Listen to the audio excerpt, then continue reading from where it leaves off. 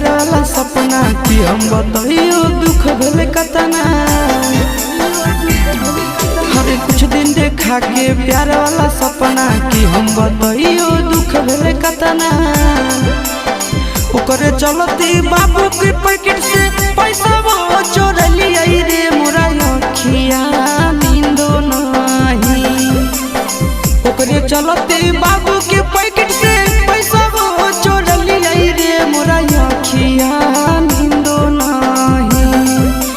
से हो रे छोड़ी के दोसर ले ले जाए रे मोरा अखिया नींदो नहीं। से हो रे छोड़ी के दोसर ले